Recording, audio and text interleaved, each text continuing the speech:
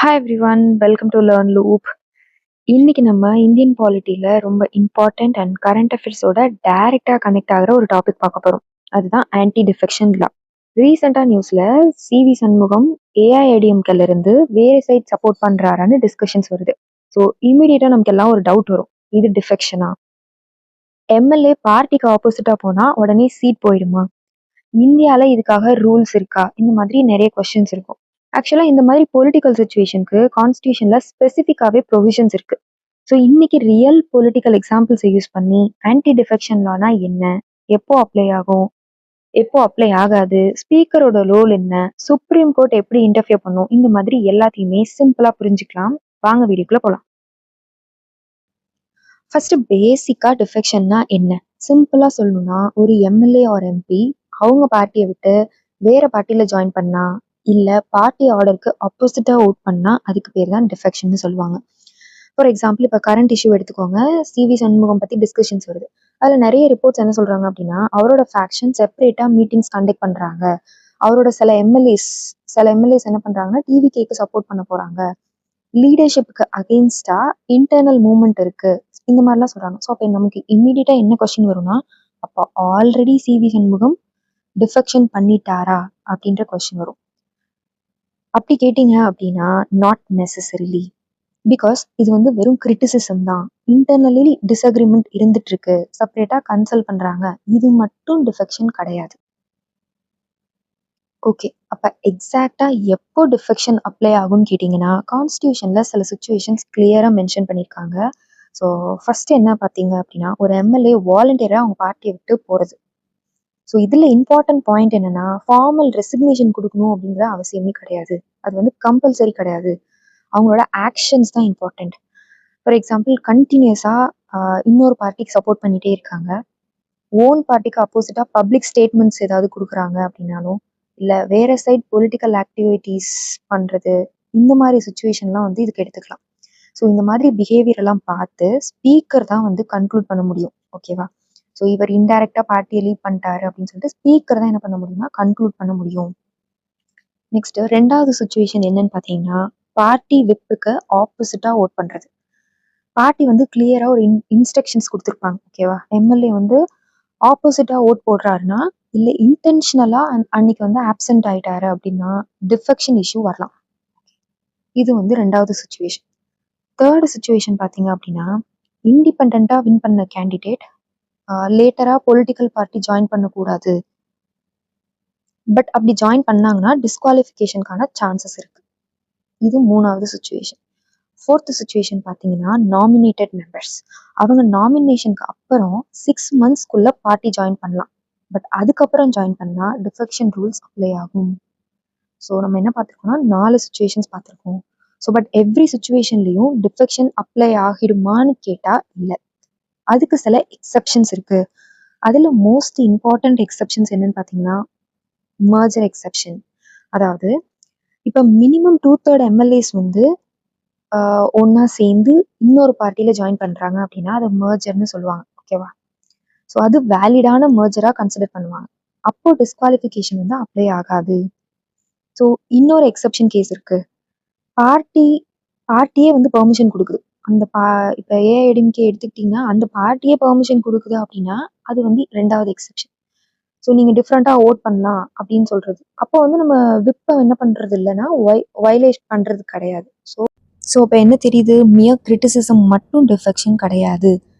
So MLA ஒரு எம்பியோட ஆக்ஷனில் அது தெரியணும்.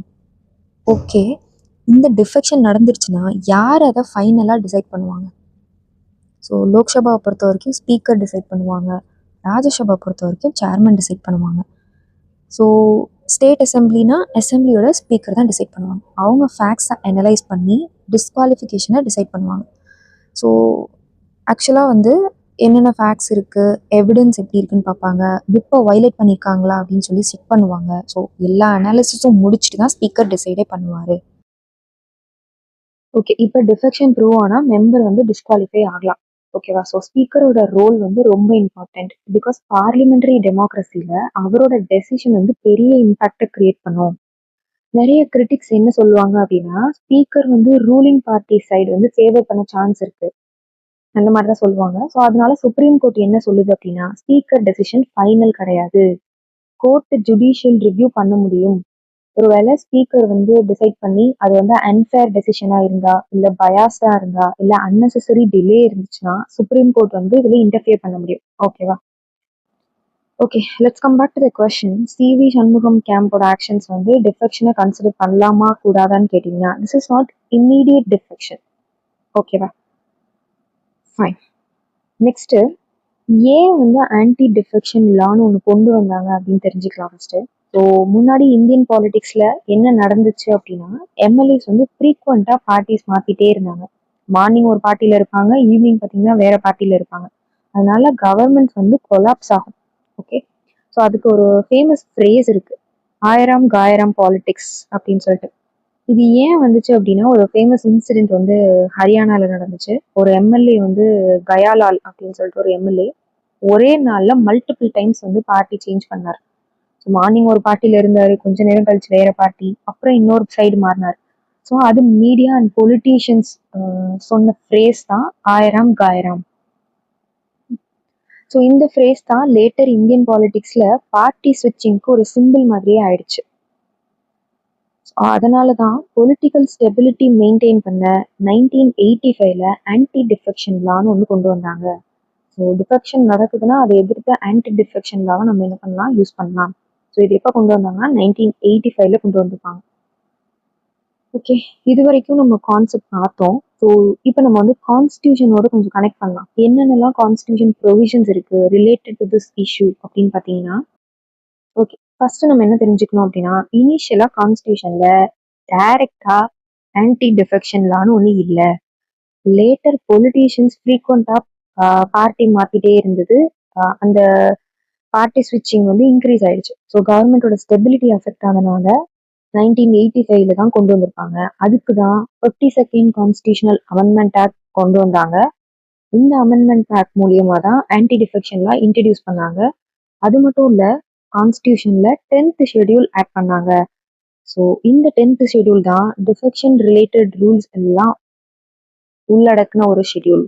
ஸோ லைக் எம்எல்ஏ வந்து எப்போ டிஸ்குவாலிஃபை ஆவாங்க, எப்போ டிஃபெக்ஷன் அப்ளை ஆகும், யார் டிசைட் பண்ணுவாங்கன்னு இதுல தான் ரூல்ஸ் எல்லாமே இருக்கு. பட் லேட்டர் ஒரு ப்ராப்ளம் வந்துச்சு. ஏர்லியர் ரூல் என்ன அப்படின்னு பார்த்தீங்கன்னா, 1/3 எம்எல்ஏ செப்பரேட் ஆனாதான் ஸ்பிளிட்னு சொல்லி டிஸ்குவாலிஃபை அவாய்ட் பண்ணுவாங்க. இப்ப பொலிட்டீஷியன்ஸ் அதே லூப் ஹோல் என்ன பண்ண ஆரம்பிச்சிட்டாங்கன்னா யூஸ் பண்ண ஆரம்பிச்சாங்க. இதை வந்து ஒரு லூப் ஹோலா யூஸ் பண்ணி பார்ட்டி ஸ்விட்ச் பண்ணிட்டு இருந்தாங்க. ஸோ அதனால 2003ல என்ன பண்ணாங்கன்னா 91st கான்ஸ்டியூஷனல் அமெண்ட்மெண்ட் ஆக்ட் வந்துச்சு. இந்த அமெண்ட்மெண்ட்ல 1/3 ஸ்பிளிட் ப்ரொடெக்ஷனை ரிமூவ் பண்ணிட்டாங்க. அதுக்கு பதிலாக தான் 2/3 மெம்பர்ஸ் மர்ஜ் ஆனாதான் ப்ரொடெக்ஷன் இருக்கும் அப்படின்னு சொல்லி கொண்டு வந்துட்டாங்க. ஸோ இப்போ கான்ஸ்டியூஷனல் வைஸ் நம்ம பார்த்தோம்னா 52nd அமெண்ட்மெண்ட் ஆக்ட் ஒன்று, 10th ஷெட்யூல் ஒரு important point, and 91st constitutional amendment act 2003ல கொண்டு வந்திருக்காங்க. அதெல்லாம் ஏன் வந்துச்சு அப்படின்றத நம்ம படிச்சோம்னா நம்ம மைண்ட்ல வந்து நிற்கும். ஓகே, ஸோ இப்போ நம்ம கான்ஸ்டியூஷன் ப்ரொவிஷன்ஸ் பார்த்தோம். நெக்ஸ்ட் விப்னு ஒரு கான்செப்ட் இருக்கு. அது என்ன அப்படின்னு பார்த்தீங்கன்னா, சிம்பிளா சொல்லணும்னா விப்னா பொலிட்டிக்கல் பார்ட்டியோட அஃபீஷியல் இன்ஸ்ட்ரக்ஷன். பார்ட்டி தங்களோட எம்எல்ஏஸ்க்கும் எம்பிஸ்க்கும் சொல்ற எப்படி ஓட் பண்ணணும், ஹவுஸ்ல கண்டிப்பா அட்டென்ட் ஆகணும், இதெல்லாம் நீங்க பண்ணணும் அப்படின்னு சொல்லி ஒரு இன்ஸ்ட்ரக்ஷன் மாதிரி கொடுப்பாங்க. ஃபார் எக்ஸாம்பிள், ஒரு இம்பார்ட்டன்ட் பில் வருது ஓட்டிங்க்கு அப்படின்னு பார்த்தீங்கன்னா, பார்ட்டி சொன்னா எல்லா மெம்பர்ஸும் இந்த பில்லுக்கு சப்போர்ட் ஓட் போடணும். இல்ல போடக்கூடாதுன்னு சொன்னாங்கன்னா அந்த பார்ட்டி வந்து சப்போர்ட் பண்ணி போடாம இருக்கணும். எல்லாரும் அக்செப்ட் பண்ணி அதை போடாம இருக்கணும். ஸோ இந்த இன்ஸ்ட்ரக்ஷனுக்கு பேரு தான் விப் அப்படின்னு சொல்லுவோம். So why whip is important அப்படின்னு கேட்டிங்கன்னா, பார்லிமெண்டரி டெமோக்ரஸியில பார்ட்டி யூனிட்டி மெயின்டைன் பண்ண ஹெல்ப் பண்ணும். ஓகேவா? ஸோ இப்போ ஆளாளுக்கு ஒரு ஒரு டெசிஷன் எடுத்தாங்கன்னா பார்ட்டியில யூனிட்டி இருக்காது. ஸோ அப்படி இல்லை அப்படின்னு பார்த்தீங்கன்னா கவர்மெண்டோட மெஜாரிட்டியில வந்து அஃபெக்ட் ஆக ஆரம்பிச்சிடும். ஸோ அதனால தான் விப்புங்கிறது பார்ட்டி டிசிப்ளினை மெயின்டைன் பண்ணுதுன்னு சொல்றாங்க. மெம்பர்ஸ் பார்ட்டிக்கு ஆப்போசிட்டா ஓட் பண்ணாம ப்ரிவென்ட் பண்ணக்கூடிய ஒரு விஷயம் தான் விப். ஓகேவா? So but suppose party clear instructions கொடுத்தும் ஒரு எம்எல்ஏ அப்போஸ் பண்ணிட்டாங்க, ஆப்போசிட்டா ஓட் பண்ணிட்டாங்க, இல்ல இன்டென்ஷனலாவே அன்னைக்கு லீவ் போட்டாங்க, ஆப்சென்ட் ஆயிட்டாங்க அப்படின்னா அது விப் வயலேஷனா கன்சிடர் பண்ணலாம். இதுல இம்பார்ட்டன்ட் பாயிண்ட் என்ன அப்படின்னா, அன்னைக்கு இன்டென்ஷனலா ஆப்சென்ட் ஆனாலும் அது என்னன்னு கன்சிடர் பண்ணலாம்னா விப் வயலேஷன் அப்படின்னு சொல்லலாம். ஸோ அப்போ ஆன்டி டிஃபெக்ஷன் லா இங்கேயும் அப்ளை ஆகும், மெம்பர் டிஸ்குவாலிஃபை ஆகிற சான்ஸும் இருக்கு. ஸோ இது ஒரு ரொம்ப இம்பார்ட்டண்ட்டான டேர்ம், விப்னு சொல்லுவாங்க. ஸோ இதை பற்றி நீங்கள் தெரிஞ்சுக்கணும். நெக்ஸ்ட்டு நம்ம எல்லாமே கான்செப்ட் பார்த்தாச்சு. ஸோ இதில் வந்து நம்ம 2 இம்பார்ட்டன்ட் சுப்ரீம் கோர்ட் கேசஸ் இருக்கு. ஓகே, இப்போ ஆன்டி டிஃபெக்ஷன் லால சுப்ரீம் கோர்ட்டும் ரொம்ப இம்பார்ட்டன்ட் ரோல் ப்ளே பண்ணியிருக்கு. பர்டிகுலராக சொல்லணும்னா 2 இம்பார்ட்டன்ட் கேசஸ் இருக்கு. ஃபர்ஸ்ட் ஒன் பார்த்தீங்கன்னா கிஹோட்டோ ஹோலண்ட் கேஸ் 1992ல நடந்துச்சு. இந்த கேஸ்ல ஒரு மேஜர் கொஸ்டின் வந்துச்சு, அதாவது ஸ்பீக்கர் டெசிஷன் ஃபைனலா இல்லையா, கோர்ட் இதுல இன்டர்ஃபியர் பண்ண முடியாதா அப்படின்ற மாதிரி கொஸ்டின் வந்துச்சு. ஸோ பிகாஸ் ஆன்டி டிஃபெக்ஷன் லாங்கிறது ஸ்பீக்கருக்கு பெரிய பவரை கொடுத்துச்சு. It was a huge power. ஸ்பீக்கரோட கையில தான் இருக்கு. Speaker can favour the ruling party. So அதனால சுப்ரீம் கோர்ட் என்ன பண்ணுச்சு அப்படின்னா ஸ்பீக்கர் டெசிஷன் ஜுடிஷியல் ரிவ்யூக்கு ஓப்பன் பண்ணாங்க. ஸோ ஸ்பீக்கரோட டெசிஷன் வந்து அன்ஃபேராவோ பயாஸ்டாவோ கான்ஸ்டியூஷனலை வயலேட் பண்ற மாதிரி இருந்துச்சுன்னா சுப்ரீம் கோர்ட் ஜுடிஷியல் ரிவ்யூ பண்ணலாம், இன்டர்ஃபியர் ஆகலாம். ஸோ இந்த ஜட்மெண்ட்டுக்கு அப்புறமா ஸ்பீக்கரோட பவர் வந்து கான்ஸ்டியூஷனல் செக்கை கிரியேட் பண்ணுச்சு. ஓகேவா? ஸோ அது வரைக்கும் ஸ்பீக்கரோட பவர் வந்து ரொம்ப ஹியூஜா இருந்தது. அவங்க டிஸ்கிரிஷன் யூஸ் பண்ற மாதிரி பண்ணிட்டு இருந்தாங்க. ஸோ இந்த கேஸுக்கு அப்புறமா தான் இதுக்கு ஒரு செக் வந்துச்சு. நெக்ஸ்ட் இம்பார்ட்டன்ட் கேஸ் பார்த்தீங்கன்னா நபம் ரேபியா கேஸ். இந்த கேஸ் மெயினாக ஸ்பீக்கர் நியூட்ராலிட்டியை இம்பார்ட்டன்ட் பண்ணுச்சு. ஆக்சுவலாக கோர்ட் இன்சிடென்ட்டாக சொன்ன மெசேஜ் என்னன்னா, ஸ்பீக்கர் பொலிட்டிக்கல் ப்ரெஷர் இல்லாமல் நியூட்ரலாக ஆக்ட் பண்ணணும் அப்படின்னு சொல்கிறாங்க. ஸோ பிகாஸ் டிஃபெக்ஷன் கேஸில் ஸ்பீக்கர் டெசிஷன் கவர்மெண்ட் ஸ்டெபிலிட்டியை அஃபெக்ட் பண்ணும், நிறைய இம்பாக்ட் பண்ணுற சான்சஸும் இருக்கு. ஸோ அதனால இதில் ஃபேர்னஸ் இருக்கணும், இம்பார்ஷியாலிட்டி இல்லாமல் ஸ்பீக்கர் வந்து டிசைட் பண்ணும் அப்படிங்கிறத இந்த கேஸ் வந்து முன்னாடி வச்சாங்க. ஸோ இந்த கேஸோட அவுட்கம் வந்து இதுதான். ஸோ ஓவராலாக பார்த்தா சுப்ரீம் கோர்ட் 2 விஷயம் கிளியர் பண்ணியிருக்கு. ஸ்பீக்கர் வந்து பவர்ஃபுல் தான், பட் அன்லிமிட்டெட் பவர் கிடையாது. 2வது, டெமோக்ரஸி ப்ரொடெக்ட் பண்ண ஜுடிஷியல் ரிவ்யூ கண்டிப்பாக தேவை. இது 2 விஷயம் தான் சுப்ரீம் கோர்ட் கிளியர் பண்ணியிருக்கு. இது 2 important cases. So anti defection நல்லா புரிஞ்சிருக்கும்னு நினைக்கிறேன். ஸோ தேங்க்ஸ் ஃபார் வாட்சிங் திஸ் வீடியோ.